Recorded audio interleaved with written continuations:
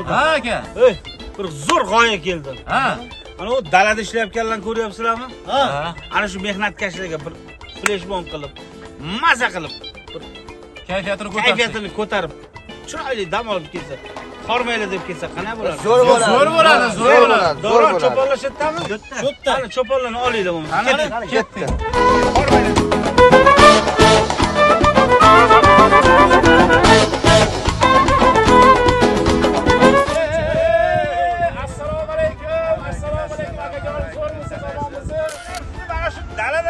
Maydonga o'xshatdim. Daladagi bir maydon bo'lsa nima qilardingiz? Mana oldi tomoningizga piyoz ekardim. Orqangizga so'z ekkan bo'lardim. Aka, bunga turgan bir gavdingizdan men ham sizni o'xshatdim-da. Nimaga o'xshatdingiz? Bunday qarasam dalani atrofida rosa tut ko'p ekan, tutga o'xshatdim aka. Qoyil, tut bo'lsam nima qilardingiz? Nima ham qilardim aka? Barigingizni terib pillaga berardim, Qolgan qutgan tutlaringizni bolalari chiqib rassa qoqtirardim aka. Men gullagan yoshlik chog'imda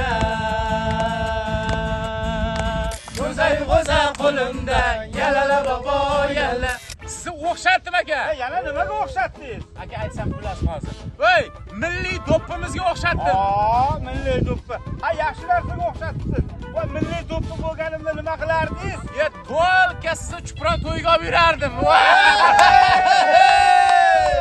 Bolalar oldida bunaqa gapni gapiravermang. Ertaga sizni doktor ekan, sartarosh ekan deb qochib ketmasin. Jo'ralar. Jo'ralar